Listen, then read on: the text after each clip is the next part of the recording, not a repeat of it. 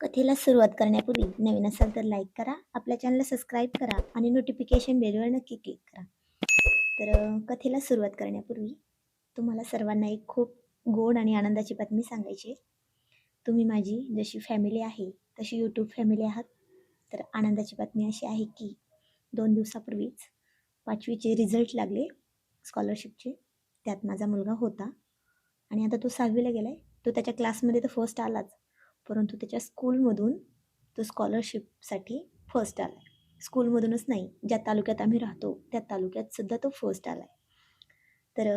तो स्कॉलरशिपसाठी ग्रँटेड ठरलाय. खूप मोठा सत्कार झाला त्याच्या शाळेमध्ये सुद्धा. तर हीच होती एक आनंदाची बातमी. तर चला वळूयात कथेकडे. सर्वांना नमस्कार. रॉयल शेतकरी भाग 201 मराठी कथा. लग्नाचा दिवस उजेडला होता. संपूर्ण बंगल्याला आणि भव्य मॅरेज हॉलला एखाद्या राजाच्या वाड्यासारखं सजवण्यात आलं होतं. रोषणायांचे लखलखाट, सनई चौघड्यांचे सूर आणि सुवासिक फुलांचा घमघमाट सगळीकडे सुटला होता. चैतन्य साहेबांच्या हुद्द्यामुळे आणि दोन्ही कुटुंबाच्या प्रतिष्ठेमुळे लग्न कार्याला कडक पोलीस बंदोबस्त तैनात करण्यात आला होता. मंडपाच्या मुख्य प्रवेशद्वारापासून ते थेट व्यासपीठापर्यंत खाकी वर्दीतील अधिकारी तैनात होते. वर पक्षाकडून आलेल्या पाहुण्यांचे स्वागत थाटामाटात सुरू होते. पुण्याचा मुलगा आदित्य अत्यंत सुसंस्कृत, नम्र आणि चेहऱ्यावर गोड हसू ठेवून मंडपात वावरत होता. चैतन्य साहेब आणि आई बाबा यांच्या चेहऱ्यावर आपल्या लाडक्या चिवला एका चांगल्या, श्रीमंत आणि संस्कारी घरात देत असल्याचा उघड उघड आनंद ओसांडून वाहत होता. पण या सगळ्या लखलखाटामागे एक भयानक शांतता आणि अस्वस्थता पसरली होती. रॉयल टोळी लग्नाची सगळी कामे करत होती, पण कोणाच्याही चेहऱ्यावर खरा आनंद नव्हता. शिवमचे डोळे तर सारखे प्रवेशद्वाराकडेच लागले होते. त्याच्या मनात एका बाजूला अश्मीच्या शपथेचा भार होता, तर दुसऱ्या बाजूला मेहुण्याच्या हक्काचा ताण. अस्मी मात्र चिवच्या मेकअप रूममध्ये शांतपणे एक अतिशय गंभीर चेहऱ्याने वावरत होती. तिचे डोळे सांगत होते की ती फक्त शांत बसून तमाशा बघणाऱ्यांपैकी तर नाही. अस्मीने चिवच्या डोक्यावर अक्षतांची ओढणी ठेवली. चिवचे डोळे अश्रूंनी भरले होते. साडी, दागिने, मेकअप या सगळ्यांच्या खाली तिचं मन मेल्यासारखं झालं होतं. "वहिनी, मी हे नाही करू शकत हो." चिवचा आवाज थरथरला होता. अस्मीने तिचे दोन्ही हात हातात घेऊन आणि तिच्या डोळ्यात डोळे घालून ठामपणे म्हणले, "चिऊ, तू फक्त शांत राहा.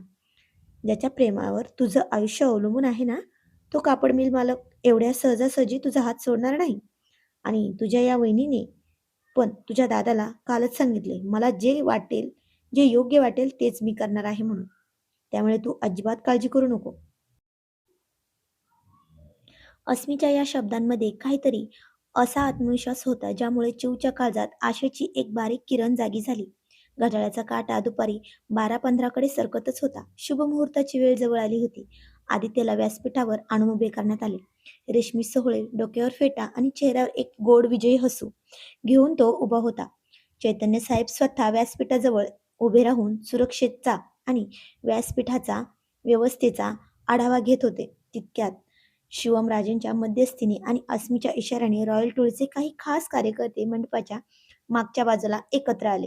अस्मीने हळूच बाहेर येऊन अतुल दादाच्या हातात एक छोटीशी पेन ड्राईव्ह आणि काही कागदपत्रे सोपवली. "दादा, अहोंच्या नकळत ही सिस्टीम ऑपरेटिंग रूममध्ये पोहोचली पाहिजे आणि वेळेवरच हे सगळं स्क्रीनवर प्ले झालं पाहिजे." अस्मीचा आवाज ठाम होता. शिवमराजेंनी अस्मीकडे पाहिलं. "अस्मी, हे खूप धोक्याचं आहे गं. चैतन्य ऑफिसर आहे, तो पेटून उठेल." "हो दादा, पण त्यांना वाटते की फक्त गर्विष्ठपणा आणि अहंकार रणवीरजवळ आहे. आज त्यांना कळेल की स्वतःच्या त्यांच्या बहिणीच्या सुखासाठी त्यांची ही वही कोणत्या थराला जाऊ शकते. त्यामुळे तुम्ही काळजी करू नको दादा." आज मी पुढे म्हणाली, "चैतन्य साहेबांना काय वाटतंय? त्यांनी डोळ्यावर की नाही प्रेमाचा तर नाही तर अहंकाराचा चष्मा चढवलाय दादा. तो आज मलाच उतरावा लागेल."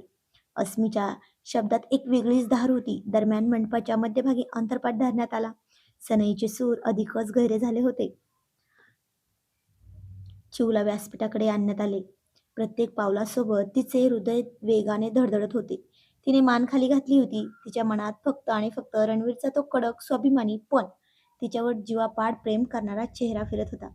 चिव अंतरपाटाच्या एका बाजूला उभी होती. समोर आदित्य उभा होता. भटजींनी मंगलाष्टकांना सुरुवात केली.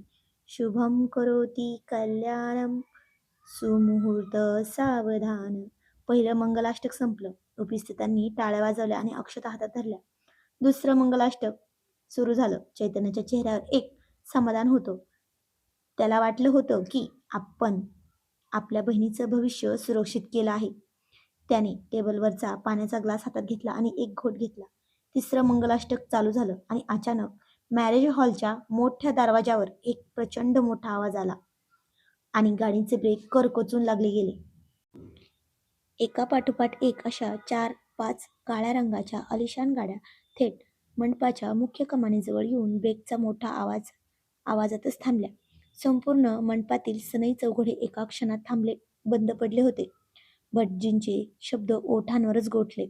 पाहुण्यांमध्ये एकच खळबळ उडाली होती. दार उघडले आणि त्यातून बाहेर पडला अहिल्यानगरचा तो स्वाभिमानी आणि बेधडक कापड मिलमालक रणवीर सिंह ठाकूर. पांढरा कडक शर्ट, पांढरी शुभ्रच पॅन्ट, डोळ्यांत अथांग अंगार आणि चेहऱ्यावर एक भयानक शांतता. त्याच्या मागे त्याचे 10-12 खास माणसं होती. "कोण आहे तू? थांब, इथे पुढे जाऊ नका." बंदोबस्तावर असलेल्या पोलीस इन्स्पेक्टरने लगेच पिस्तूल काढली आणि रणवीरच्या दिशेने थांबवत सांगितलं. पण रणवीरने एका हातानेच पोलिसांना थांबण्याचा इशारा केला. तो कोणत्याही शस्त्राशिवाय, कोणत्याही गुंडागर्दीशिवाय अत्यंत ताठ मानेने पावले टाकत पुढे मंडपाच्या मध्यभागी चालत येत होता. त्याचा प्रत्येक पावलासोबतच संपूर्ण मंडपात भयानक शांतता पसरत होती. चैतन्य साहेबांचा चेहरा रागाने लालबुंद झाला होता. त्यांच्या डोळ्यातून जणू ठिणग्या उडत होत्या. त्यांनी हातातील पाण्याचा ग्लास बाजूला ठेवला आणि व्यासपीठावरून खाली उतरत थेट रणवीर समोर येऊन उभे राहिले. "रणवीर सिंह ठाकूर." चैतन्य साहेबांचा आवाज कडक होता आणि तो म्हणाला, "तुम्ही पोलीस बंदोबस्ताची सीमा ओलांडून इथे येण्याची हिंमत कशी केली? एका पोलीस अधिकाऱ्याच्या घरातील कार्यात विघ्न आणण्याचा परिणाम काय होतो ठाऊक आहे ना तुम्हाला? तुमच्यावर याचा काय परिणाम होईल याचे भान तरी आहे का?" रणवीरने मान किंचित वर केली. त्याच्या चेहऱ्यावर पोलिसांच्या दडपशाहीची किंवा अटकेची एक टक्काही भीती नव्हती.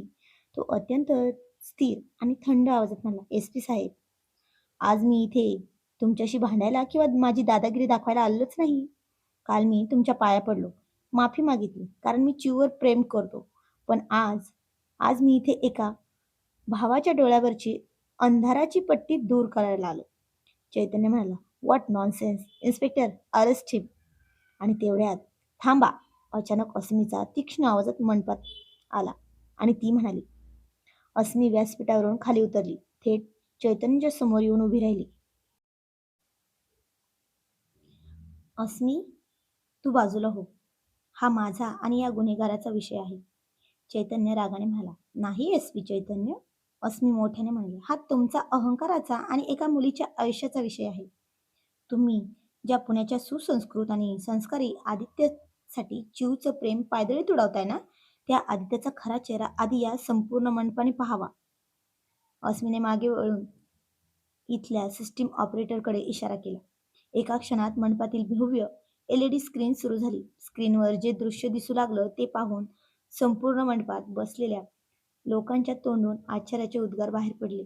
आदित्य, जो आतापर्यंत संस्कारी असल्याचा आव आणून व्यासपीठावर उभा होता, त्याचे काही अत्यंत गंभीर कायदेशीर, बेकायदेशीर व्यवहार, परदेशात केलेले आर्थिक घोटाळे आणि दुसऱ्या मुलीला फसवून तिच्याशी केलेला धोका या संभाषणाचा ऑडिओ आणि व्हिडिओ क्लिप्स तेथे स्क्रीनवर मोठ्या आवाजात प्ले होऊ लागल्या. इतकेच नाही तर लग्नानंतर चैतन्य साहेबांच्या पोलीस हुद्द्याचा वापर करून अहिल्यानगर आणि पुण्यात आपला काळा धंदा कसा वाढवायचा याबद्दल आदित्य आणि त्याच्या बाबांचे म्हणजे वडिलांचे झालेले गुपित संभाषण स्पष्ट आवाजात ऐकू येत होतं. स्क्रीनवरचे ते पुरावे पाहून चैतन्य साहेबांच्या पायाखालची जमीनच सरकली. ज्या माणसाला ते सुसंस्कृत समजत होते, त्याच्यासाठी त्यांनी स्वतःच्या सख्ख्या बहिणीचे अश्रू दुर्लक्षित केले होते. तो इतका माणूस नीच आणि कपटी निघाला होता. चैतन्य साहेबांचा पोलीस अधिकारी म्हणून असणारा अभिमान एका क्षणात धुळीत मिळाला होता. आदित्य आणि त्याचे वडील पळून जाण्याचा प्रयत्न करू लागले, पण शिवमदादाच्या रॉयल टोळीने आणि तिथे उपस्थित असलेल्या पोलिसांनी त्यांना लगेच ताब्यात घेतलं. पण चैतन्य साहेब सुन्न होऊन पुढे उभे राहिले होते. त्यांच्या हातातील पोलीस ऑफिसरची ताठरता गळून पडली होती. एका भावाच्या नात्याने त्यांनी आपल्या बहिणीची थेट नरकात लोटण्याची तयारी केली होती, याची जाणीव होताच त्यांचा चेहरा गोरामोरा झाला होता. रणवीरने संतप्त होऊन आदित्यकडे किंवा पोलिसांकडे पाहिलेच नाही. तो सावकाश पावलाने पुढे आला. त्याने खिशातून एक फाईल काढली आणि चैतन्य साहेबांच्या हातात ठेवली. "SP साहेब." रणवीरचा आवाज आता मऊ पण तितकाच वजनदार झाला होता. "त्या दिवशी तुम्ही मला म्हणाले होते ना की माझी माणसं ओळखण्याची पारख अचूक आहे. ही घ्या, ही फाईल. मी अस्मी वहिनींच्या अपेक्षांना 15 दिवस रात्र जागून माझ्या संपूर्ण ताकदीनिशी जमा केली आहे. मला ठाऊक होतं की तुम्ही मला अहिल्यानगरचा एक गर्विष्ठ मिल मालक समजत राहाल. पण माझ्या चिवच्या आयुष्यावर कोणतंही संकट येऊ नये म्हणून मी हा पुरावा शोधून काढला." रणवीर पुढे म्हणाला, "माझा स्वभाव गर्विष्ठ असेल साहेब. मी जगात कोणापुढे झुकत नसेल. पण चिवच्या एका अश्रूसाठी मी माझं सगळं काही पणाला लावू शकतो. आज मी तुम्हाला कोणतीही धमकी द्यायला आलेलो नाही. ही फाईल घ्या. तुमच्या बहिणीला सुरक्षित ठेवा. मी निघतो." रणवीरने मान खाली घातली. चिवकडे एक अत्यंत भावूक आणि व्याकुळ नजरेने पाहिलं आणि तो मागे फिरला. मंडपात पूर्ण शांतता होती. रणवीर मंडपाच्या पायऱ्या उतरू लागला. तितक्यात चिवने तिच्या डोक्यावरची ओढणी बाजूला काढून फेकली. ती व्यासपीठावरून खाली धावली. "रणवीर!" चिवचा टाहू संपूर्ण मंडपात ऐकू येत होता. रणवीरचे पाय तिथेच थांबले. चिव पळत आणि रडत आली. तिने चैतन्य साहेबांच्या समोरच रणवीरच्या पाठीशी जाऊन त्याचा हात घट्ट धरून ठेवला. चिव अश्रूंनी भरलेल्या डोळ्यांनी चैतन्याकडे पाहत म्हणे, "दादा, तुझ्या सुखासाठी, तुझ्या शब्दासाठी मी या मंडपात उभी राहिले होते. पण ज्या माणसाने स्वतःचा अभिमान बाजूला ठेवून रात्रभर जागून माझ्या आयुष्याचं, माझ्या भविष्याचं रक्षण केलं, त्या माणसाला सोडून मी एका पावलानेही पुढे जाऊ शकत नाही रे. मला मारून टाकायचं असेल तर मारून टाक. पण मी लग्न करेल तर फक्त आणि फक्त रणवीरशीच." चैतन्य साहेब पूर्णपणे शांत झाले होते. त्यांनी अस्मीकडे पाहिलं. अस्मीच्या डोळ्यात "मी तुम्हाला सांगत होते आधीच" असा भाव होता. त्यांनी शिवमदादाकडे पण पाहिलं. शिवमदादांनी अत्यंत नम्रपणे आपली मान खाली घातली. चैतन्य साहेबांनी एक खोल, असह्य आणि पश्चातापाने भरलेला श्वास सोडला. त्यांनी सावकाशपणे पावले टाकत रणवीरच्या जवळ आले. रणवीर अजूनही ताठ उभा होता. चैतन्यने रणवीरच्या खांद्यावर हात ठेवला. संपूर्ण मंडपात श्वास रोखला गेला होता. आता SP चैतन्य काय करणार?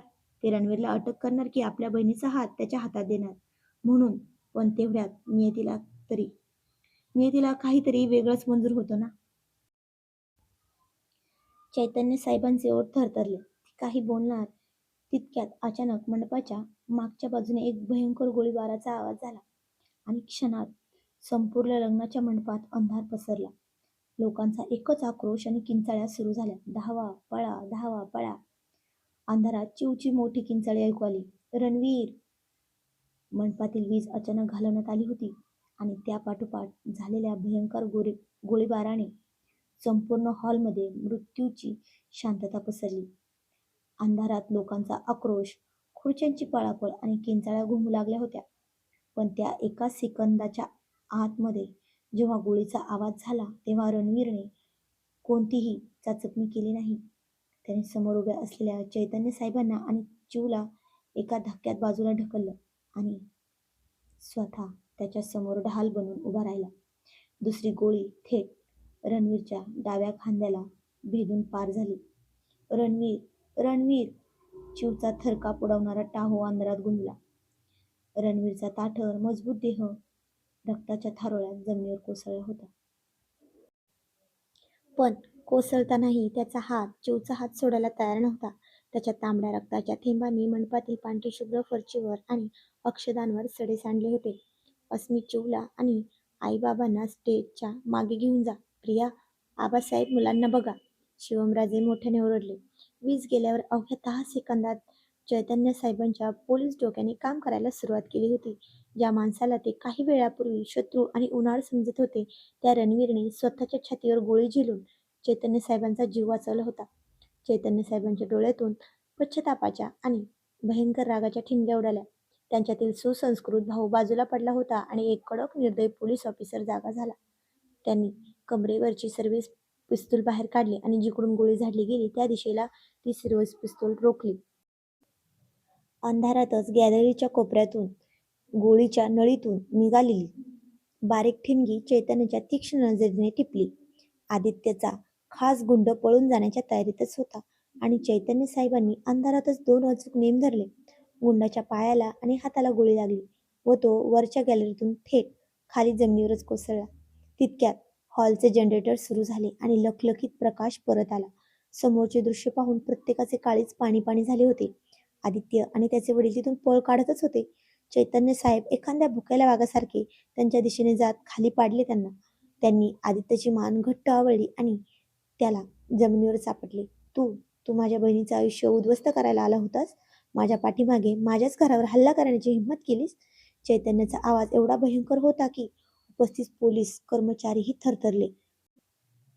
चैतन्याने आदित्यच्या तोंडावर बुक्क्यांचा वर्षाव केला. आदित्य रक्ताच्या उलट्या करू लागला होता. चैतन्य, सोड त्याला आधी. रणवीरला पहा. शिवमराजेने धावत येऊन चैतन्याचा हात धरला. रणवीरचा पांढरा शर्ट पूर्णपणे रक्ताने लाल झाला होता. तो अर्धवट शुद्धीत होता. त्याचे डोळे हळूहळू बंद होत होते.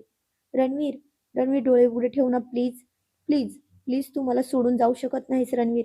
रणवीर. चिऊ रडून रडून बेभान झाली होती. तिने स्वतःच्या पदराने रणवीरचे रक्त थांबवण्याचा प्रयत्न केला, पण रक्त थांबतच नव्हते. शिवमदादा आणि रॉयल टोळीच्या मुलांनी रणवीरला लगेच उचलले आणि गाडीत टाकले. चैतन्य स्वतः गाडी चालवत होता. लाल दिवा आणि सायरन वाजवत गाडी शहरातल्या सर्वात मोठ्या क्रिटिकल केअर हॉस्पिटलकडे सुसाट वेगाने धावत होती. हॉस्पिटलच्या ऑपरेशन थिएटरचा लाल दिवा लागला. डॉक्टर रोहन आत गेला. बाहेरच्या कॉरिडॉरमध्ये भयान शांतता होती. कोपऱ्यात अंधाराचा आश्रय घेऊन चिऊ ढासाढासा रडत होती. तिचे थरथरणारे हात आणि साडीचा पदर रणवीरच्या लाल भडक रक्ताने माखलेला होता.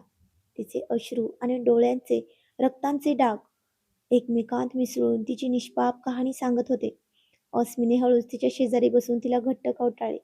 पण चिऊचे शरीर शांत व्हायला तयारच नव्हते. तिचे हुंदके थांबतच नव्हते.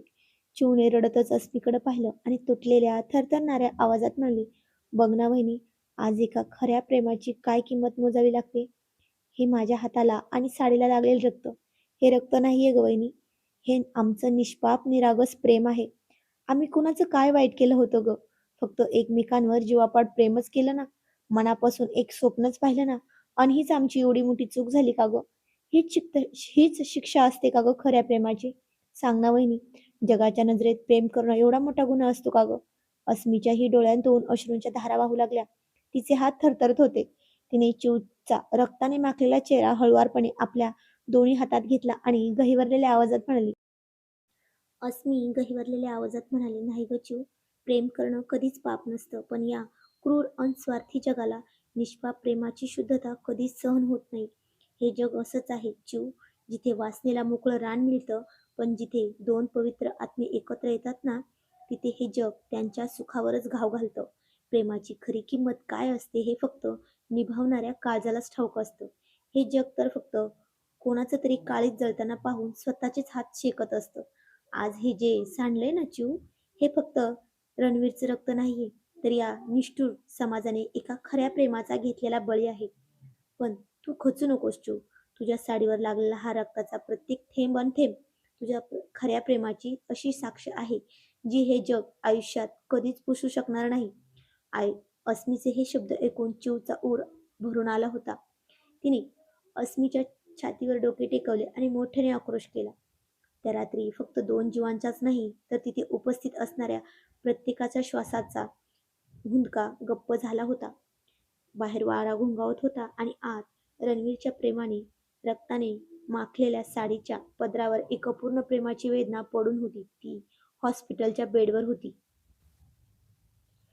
चैतन्य शिवम ऑपरेशन थिएटरच्या काचावर हात ठेवून आत पाहत होते. डॉक्टरांची धावपळ सुरू होती. रणवीरचे बीपी वेगाने खालावत होते. अस्मी हळूच उठली आणि चैतन्याच्या पाठीशी जाऊन उभी राहिली. अस्मीचा आवाज कातर पण अत्यंत तीक्ष्ण झाला होता. ती म्हणाली, एस पी चैतन्य, काय आज समाधान झालं असेल ना तुमचं.